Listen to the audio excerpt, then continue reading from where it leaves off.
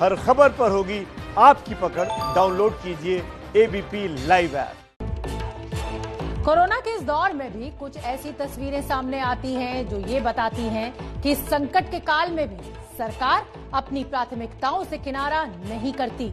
आज प्रधानमंत्री मोदी ने लुटियंस दिल्ली के उन 76 फ्लैट्स का उद्घाटन किया जो सांसदों को आवंटित किए जाएंगे।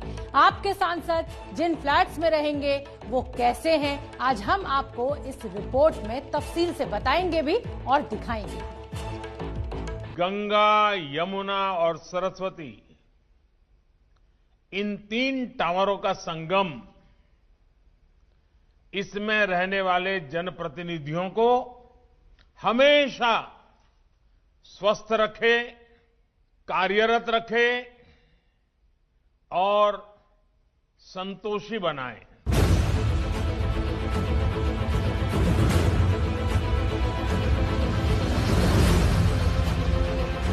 संसद भवन से कुछ ही दूरी पर देश के माननीयों के लिए बनाए गए इन फ्लैट्स में सिर्फ गंगा, यमुना और सरस्वती नाम के टावर्स का ही संगम नहीं है, बल्कि कम समय में बनकर तैयार इन फ्लैट्स के पीछे सरकार की सोच, संकल्प और कर्तव्य निष्ठा का भी संगम नजर आता है। अभी तक दिल्ली के लुटियन जोन में आपने सांसदों के बड़े बड़े बंगले ही देखे होंगे, लेकिन बदलते दौर के साथ अब बहुत कुछ बदल रहा है और विशंबर दास मार्ग पर बने ये 76 फ्लैट्स उसी की एक मिसाल है। दिल्ली के सबसे पॉश इलाके में सांसदों के लिए बनाए गए इन फ्लैट्स के अंदर की हर एक तस्वीर आज हम आपको दिखाएंगे। हमने ये रिपोर्ट खास आपके लिए तैयार की है ताकि आप ये देख सकें कि आपके सांसद जिस फ्लैट में रहेंगे वो कैसा है। ये देखिए, चप्पे चप्पे पर सीसीटीवी कैमरा लगाए गए हैं। अगर कोई बिल्डिंग के अंदर एंटर भी करता है तो कुछ इस तरीके से जगह जगह पर सीसीटीवी कैमरा। आपको सांसदों के फ्लैट के अंदर की तस्वीरें दिखाएं, उससे पहले आप ये जान लीजिए कि जिस जगह पर ये मल्टी स्टोरी बिल्डिंग बनाई गई है वहां पहले 8 पुराने बंगले थे।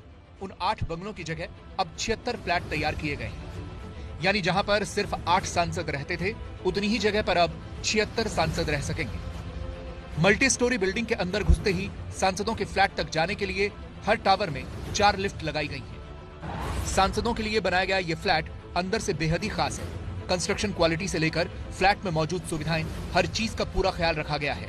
आपको एक फ्लैट के अंदर ले चलते हैं ताकि आप ये जान सकें कि हर फ्लैट में क्या क्या सुविधाएं हैं। ये फ्लैट है जो सरस्वती अपार्टमेंट बनाया गया है। गंगा, जमुना, सरस्वती जो 3 जो बिल्डिंग्स तैयार की गई हैं उसमें से सरस्वती अपार्टमेंट का ये फ्लैट है।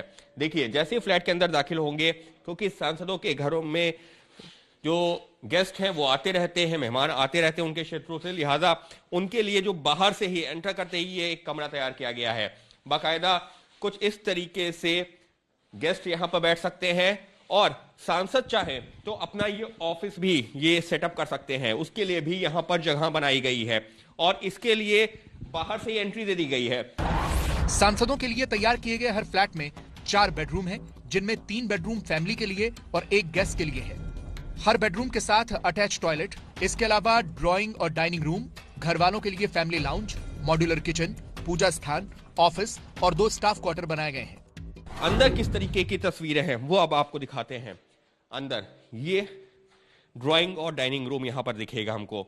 सबसे पहले ड्राइंग रूम में कुछ इस तरीके से सजाया गया है, कुछ इस तरीके के इंतजाम होंगे। इसकी खासियत क्या है?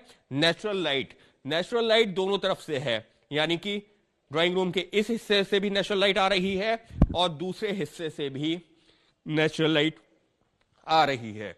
फिलहाल डाइनिंग हॉल भी यहीं पर बनाया गया है।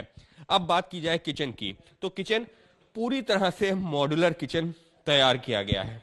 मॉड्यूलर किचन है पूरी तरह से, और मॉड्यूलर किचन के साथ में ही स्टाफ क्वार्टर, सामने ही स्टाफ क्वार्टर दिया गया है, जहां पर जो सांसद के सहकर्मी होंगे या ये कहा जाए जो स्टाफ के लोग होंगे वो रह सकते हैं। आपको अंदर लेकर के चलते हैं। बेडरूम, किस तरीके से बेडरूम है, लेकिन एक चीज और बताना जरूरी है, ये जो ड्राइंग रूम है ये जो बाहर से लोग आते हैं उनके लिए है।